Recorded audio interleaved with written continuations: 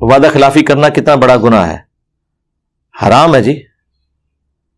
اور عہد الست تو اللہ کے ساتھ ہوا تھا. سورۃ الاعراف میں اللہ تعالیٰ نے فرمایا کہ ہم نے تمام روحوں سے عہد لیا تھا. الست بربکم قالوا بلا، سب نے کہا تھا.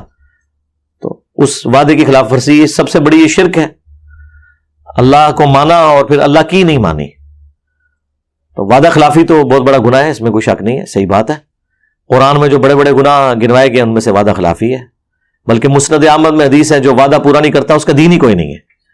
یعنی عام معاملات میں بھی اگر آپ، اور وعدے کے لیے یہ نہیں ہوتا ہے میں وعدہ کرتا ہوں، نہ، آپ نے مجھ سے کوئی بات کی اور میں نے کمٹمنٹ کی کہ ہاں میں ایسا کروں گا،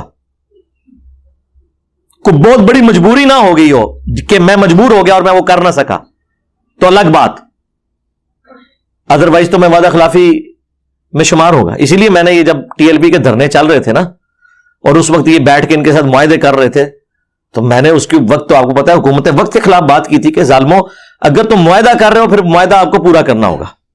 یہ نہیں ہو سکتا کہ آپ کہانی کرانے کے لیے معاہدہ کریں اور کل کو کہیں کہ نہیں ہم معاہدے سے پھرتے ہیں.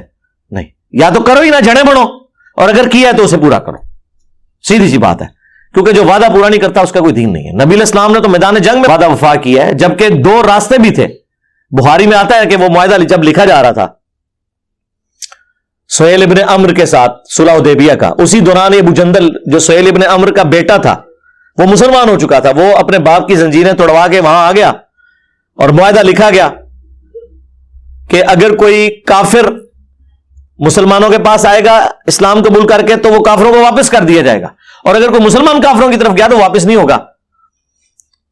تو لیکن اب معاہدہ ظاہر ایگزیکیوٹ تو بعد میں ہونا تھا، اب ایٹ دا اسپاٹ تو وہ ٹرانزیشن پیریڈ تھی، بینیفٹ آف ڈاؤٹ مل سکتا تھا. حضور نے سہیل ابن عمرو سے کہا کہ یار یہ اب جو آ چکا ہے اس کو تو میرے پاس رہنے دو. اس نے کہا نہیں معاہدہ ہو چکا ہے.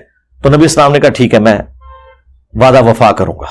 اگر تم اسے وعدے کو گھسیٹ کے ادھر تک لانا چاہتے ہو تو تمہاری بات بھی اپنی جگہ درست ہے. حالانکہ آپ درمیانہ راستہ نکال سکتے تھے کہ یار ابھی تو یہ اندر ایک کمرے میں بات ہو رہی ہے، اس سے پہلے یہاں پہ پہنچ چکا ہوا ہے، اتنے بجے یہ پہنچا ہے، تو نے معاہدے پہ اس وقت سائن کیے ہیں، لیکن آپ باریکیوں میں نہیں پڑے. آپ نے فرمایا ٹھیک ہے اس کی پاسداری ہوگی.